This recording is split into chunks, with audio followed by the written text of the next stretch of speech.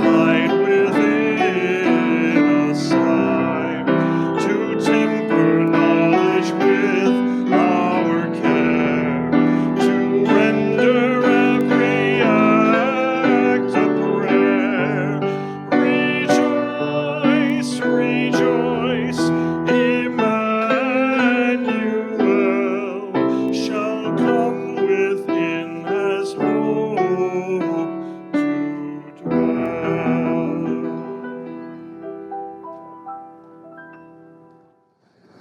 The ancient poet Rumi said, "Fear is the cheapest room in the house. I would like to see you in better living conditions." I don't know about you, but for me, my greatest fears arise in the middle of the night, when it's dark and there's no visual distractions, no one to talk to.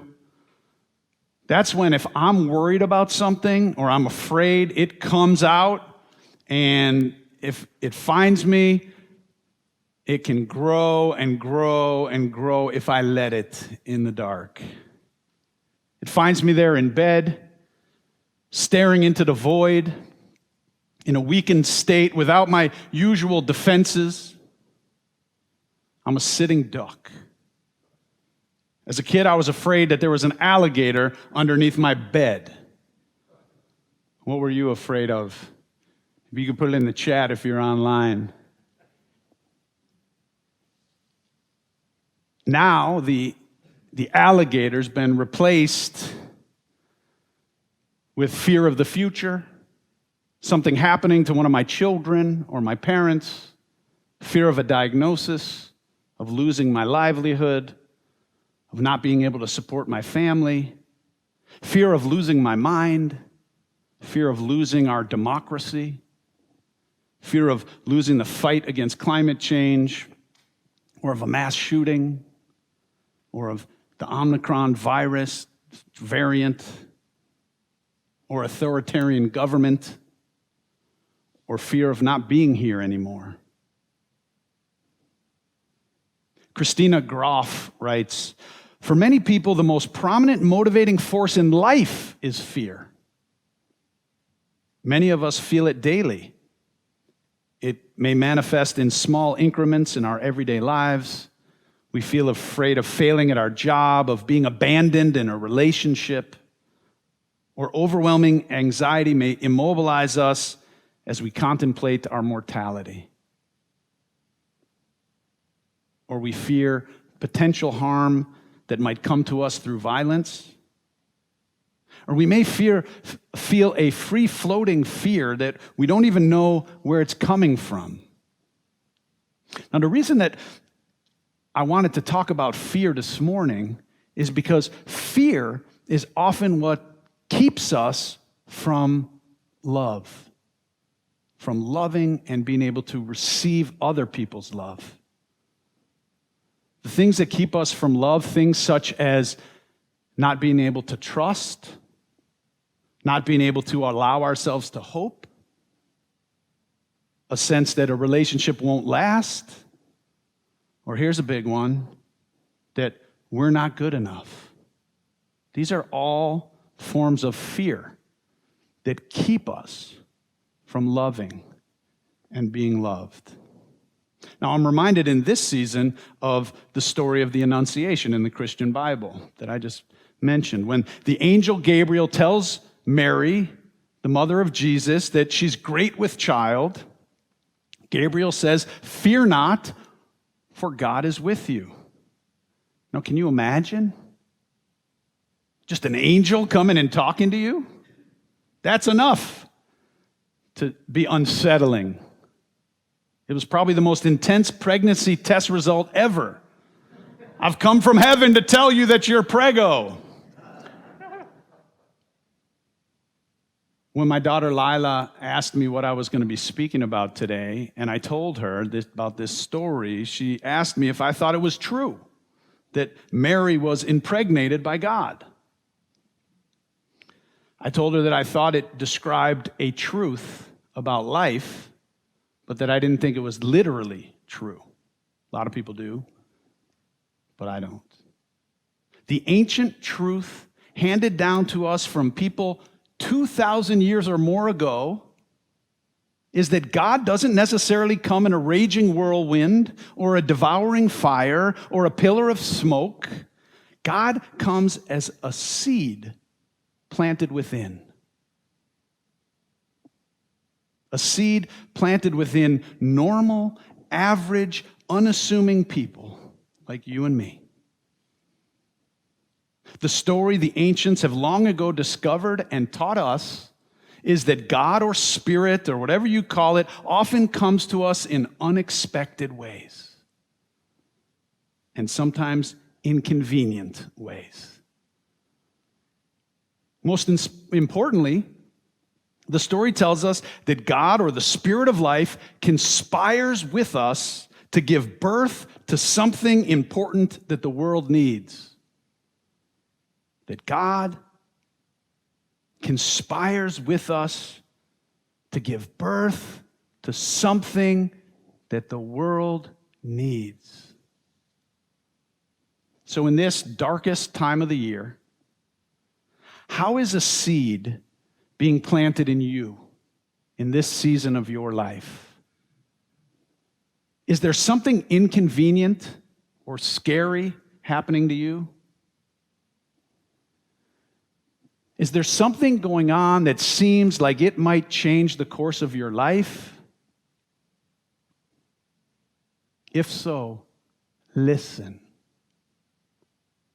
The ancients are calling to you from across time to say, fear not, God is with you.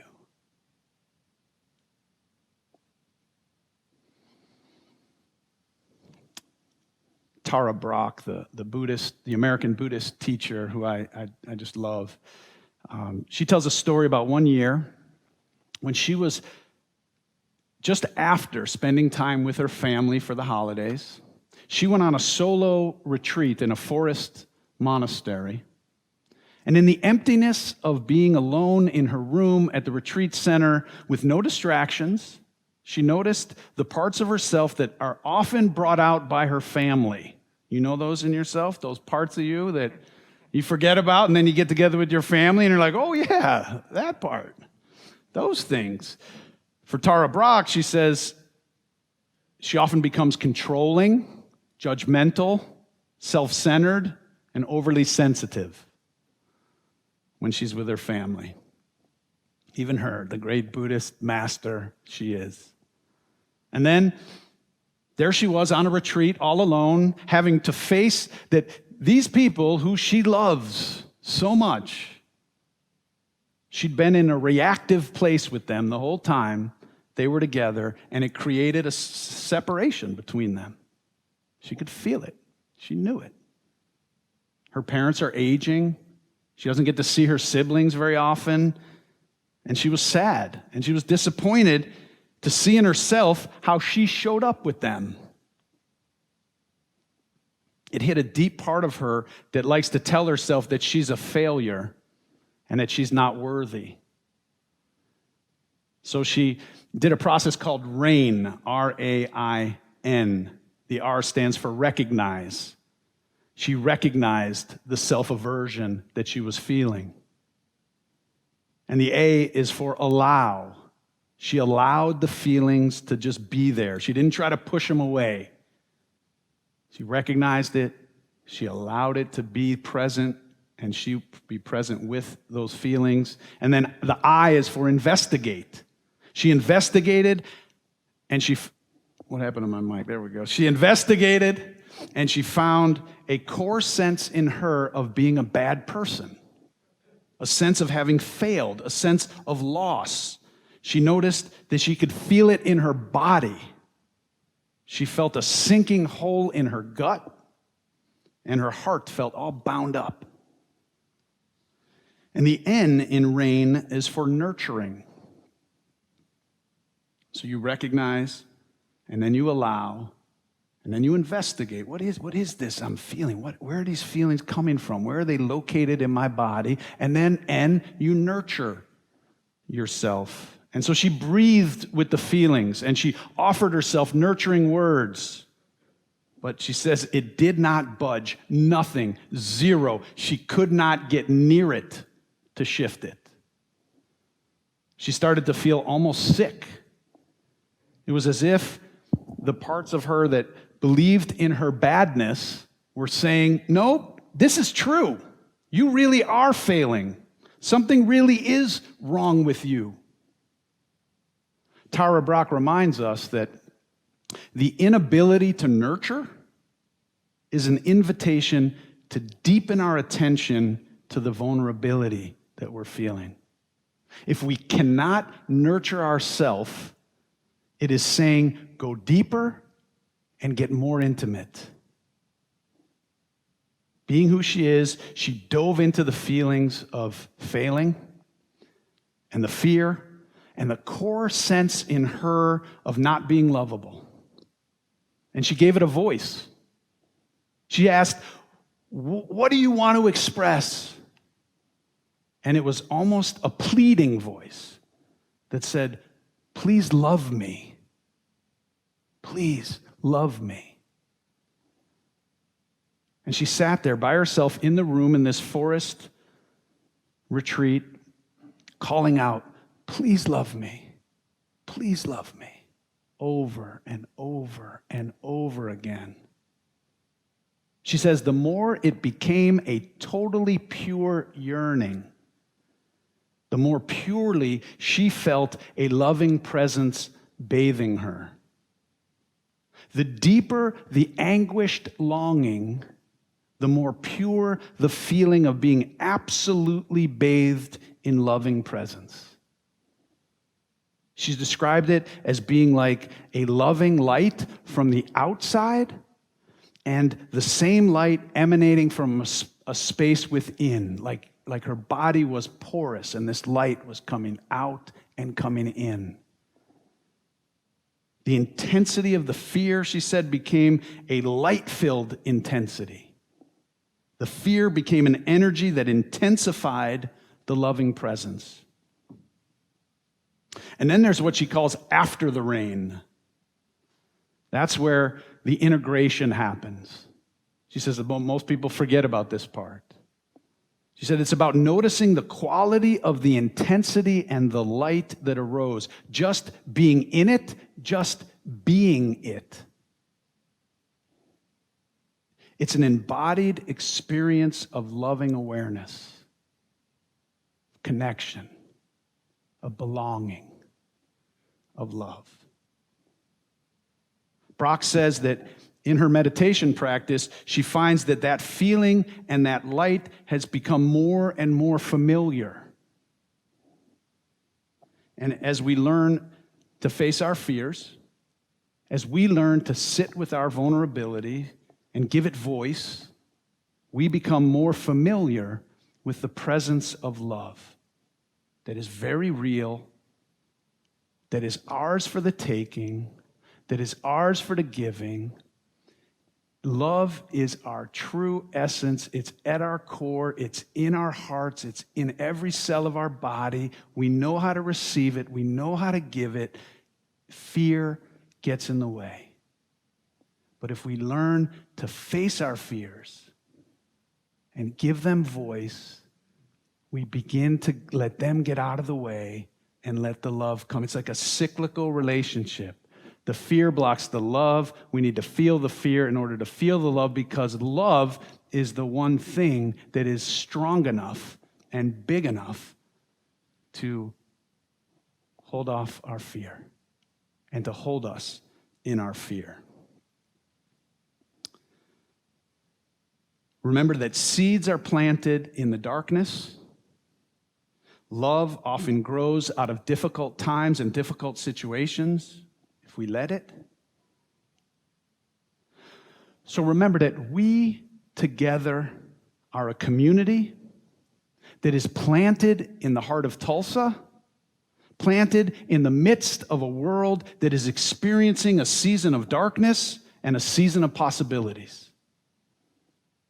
What we are doing here and everywhere is cultivating the love that is between us and within us. And seeds need rain to be cultivated. When you feel fear or other things that are blocking you from love, remember rain.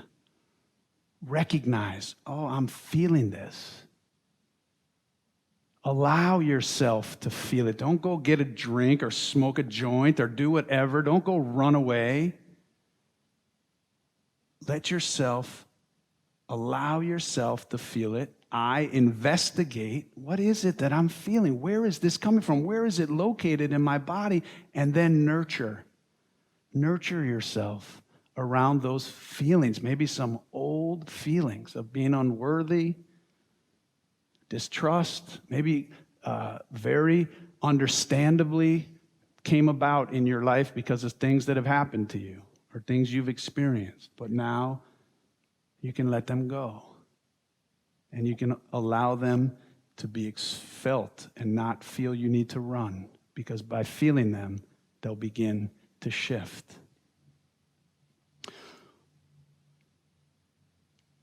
When you feel fear blocking you from love, recognize, allow, investigate, and nurture, because the one thing that's strong enough to transform our fear is love. So today, I've come with an announcement. It's from 2,000 or more years ago, an annunciation, if you will, and it's telling us, fear not, God is with you. You are bearing a love inside you that can change the world. Amen. Thank you for joining us. For 100 years, All Souls in Tulsa has been a beacon of this free faith. We offer our services and programs freely online for all those who are interested. You can help us to do this by making a one-time gift today or a reoccurring pledge. We really appreciate you joining us and being a part of helping us make All Souls in Tulsa what it is. Thank you.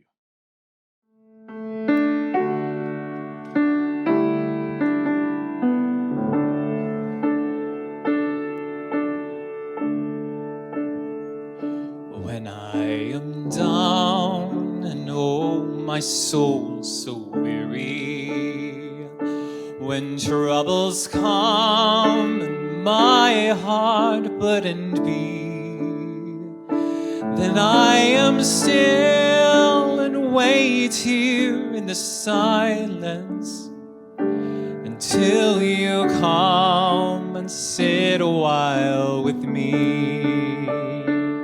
You raise me up so I can stand on mountains. You raise me up to walk on stormy seas. I am strong when I am on your shoulders. Raise me up to more than I can be.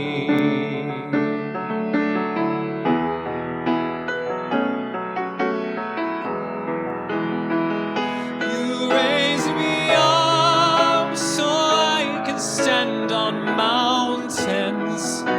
You raise me up to walk on stormy seas.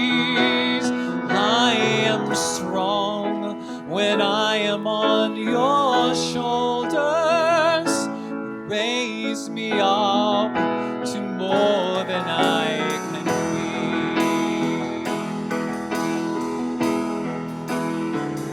You raise me up so I can stand on mountains. You raise me up to walk on stormy seas. I am strong when I am on your shoulders.